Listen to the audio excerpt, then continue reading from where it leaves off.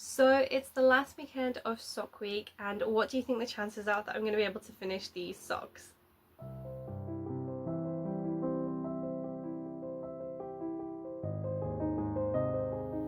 Hi everyone, and welcome back to this channel of crafting, crochet and knitting. My name is Nikki and welcome to my little yarniverse.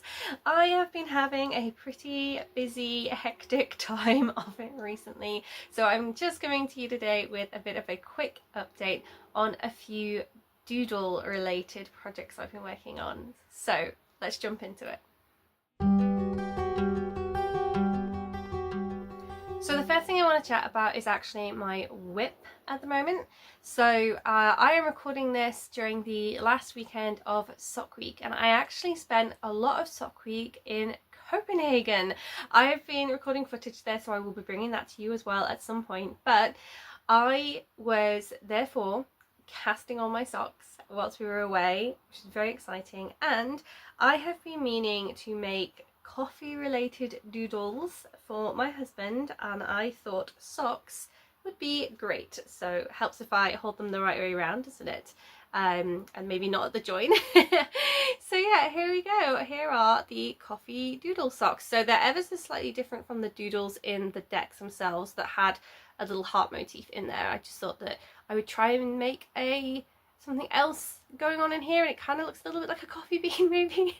So yeah, there's kind of little cross motifs kind of just between the mugs themselves, and then little wisps of steam from the coffee. So they definitely need a block when they're finished.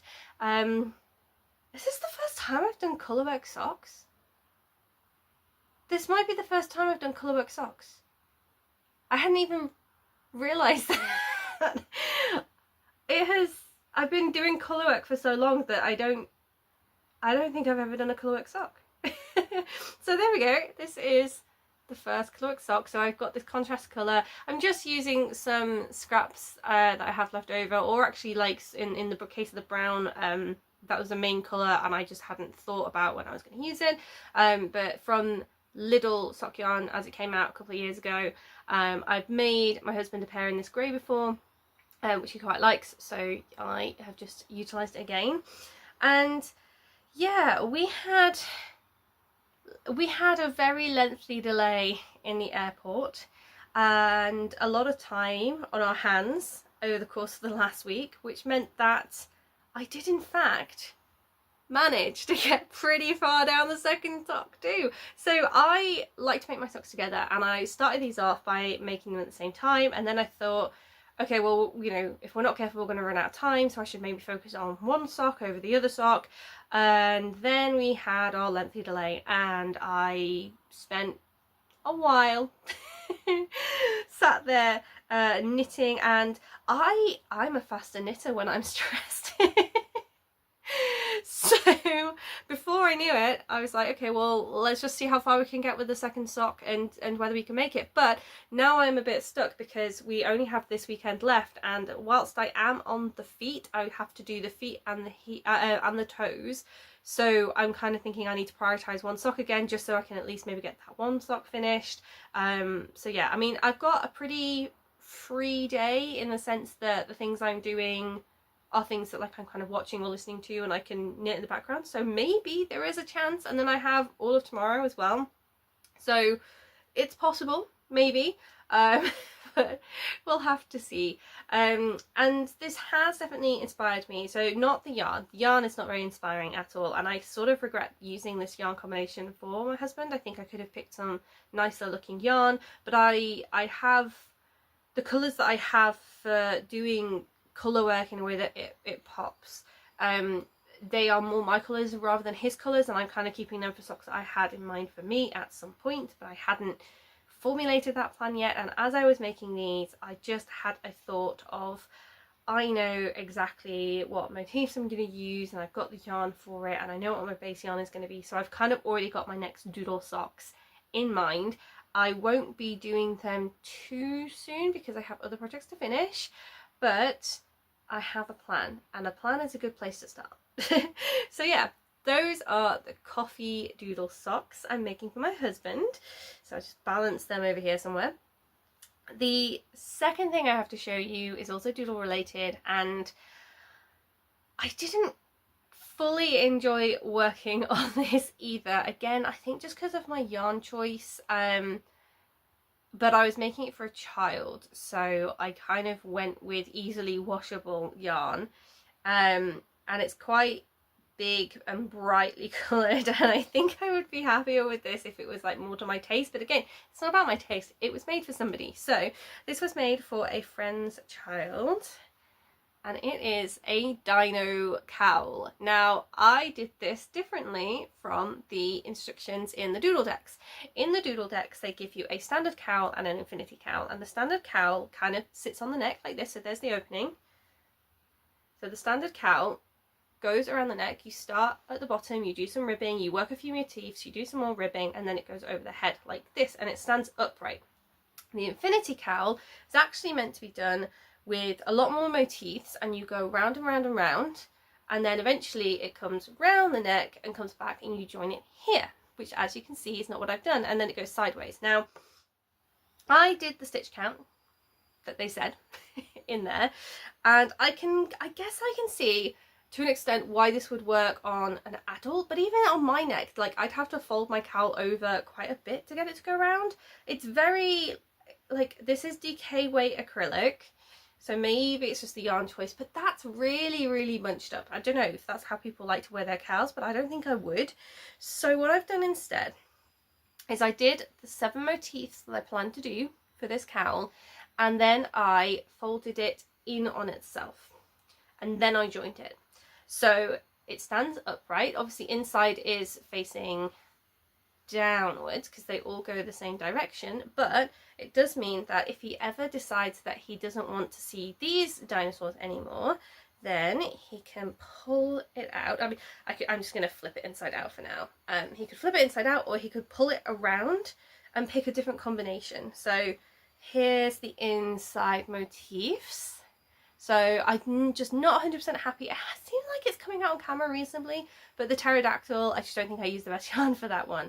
But yeah, I had a method as well, slightly, because I started here and I picked out these two, this minty green that matches my nails really well, this minty green, and then this like more like mid green, and some cream to do the first set of footprints. And then I wanted to do something that was a lot more like different from this, so I went with blue and red, and I kind of think actually this was kind of too bold a choice to go for, and I kind of ended up like, just when I was just seeing these two, I was like, oh, what have I done? So then I tried to tie it back together with the yellow and orange. So I did the yellow and orange, what is that, Triceratops, and added the cream again. And so I kind of felt like, okay, well, if I do one motif which is similar colours, so they're kind of like just shades of a hue, and then one where is quite a bold difference, and then a motif that is similar, and then one that's bold, then maybe it will start to re-tie it together a bit. And I think just looking at this side, I'm not so sure, so that's why I ended up with the pink and the red for the pterodactyl. I can't think today. But I think the other side that I showed you first came out quite well. I'm quite happy with this. So I've got here, we've got our similar hues, different hues, similar hues, and then slightly different hues, but sort of like I'm starting to amalgamate it a little bit because I was running out of colour options to use for the Stegosaurus, but they're still quite, you know, bold. It's still quite obvious what that is. So I'm kind of really happy with how this side came out, and I'm going to present it with this side.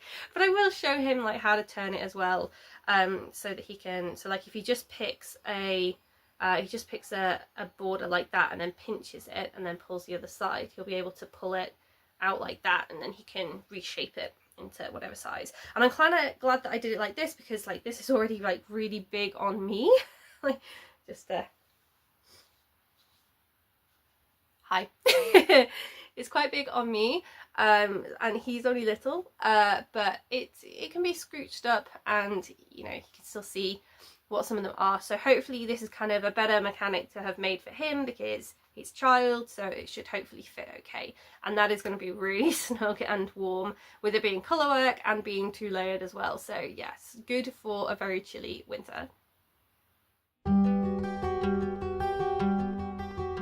So those are my first 2 doodle projects. I'm really happy with how Doodle Decks work. I've got quite a lot of Doodle Decks now, but there are still definitely ones that I would like to buy. I have a collector personality, so my bank balance is taking quite the hit by this, but I do want to get the Doodle Decks, and I do want to start actually separating them, not because they're not put together in really lovely ways, but because I want to kind of cross-reference them as like, here are all of the, you know, clothing motifs, and here are all of the animals, or this animal, that animal, and that, like, rather than them being split across different packs, if I'm looking for a particular animal because it's some kid's favourite, I can find them all. If I'm looking for items of clothing because I'm doing something sort of like knitting inspired, I can find them all. So I want to start doing that, but I'm going to need those like Pokemon or Magic the Gathering card collector books, and I've worked out that I'm probably going to need like several hundred slot options for these cards, so it's going to be quite the task.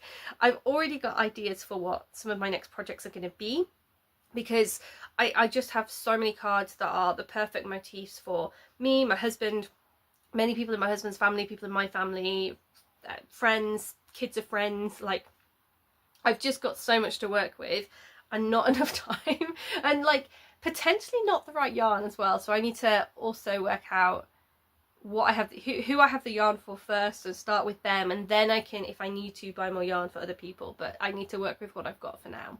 And I'm not sure when I'll get around to doing those. I still have a backlog of souvenir banners to do, because as I mentioned before, we have been to Copenhagen now, so I've got Copenhagen to do, I still have the Lake District, I still have Rome, and I still have Norway, because for some reason I did Barcelona before I did Norway. So I've got quite the backlog of banners. And banners are kind of a nice little thing, like those little souvenirs to do in the summer, just because then they're not too big and, you know, not too overwhelming. Socks are also kind of like that, but I have to be careful with like how many socks I make quite quickly, because having made nearly 2 socks in the space of a week, I definitely can feel the effect in my hand, and I have done that before when I first started knitting socks in a run up to Christmas, and really was quite hurt by that. So I will finish that pair of socks, and I will do another pair in the future when I've worked with bigger needles for a little bit. So yeah, like I've got I kind of feel like really creative right now. I've got so many ideas floating around, so many crafts I want to do, and then not enough time to do it, which is always the case. And I just hope that the inspiration and the willingness to make these things stays around longer than it takes for me to get round to doing it, because I've got a lot of yarn, I've got a lot of fabric, and I want to start working through them. I want to declutter this room slightly, and I want to have space to be showing off the things I have made, and not necessarily just the initial materials that I would be needing to make them. Like, because very pretty, very lovely, but not finished, not made into something I want to make things with all of this. It was always the intention to make stuff with all of this. So yes, I got a lot to work on, and I'm in the middle of a project right now using some of this beautiful yarn, which I don't think I've actually told you guys about, so I'm gonna have to make another video about that at some point. But yeah, lots going on. Hoping that this is a bit of a short catch up, and I will come back to this channel soon with videos from Copenhagen. So stay tuned for that. Thanks for being here today, and I'll see you in the next one. Bye!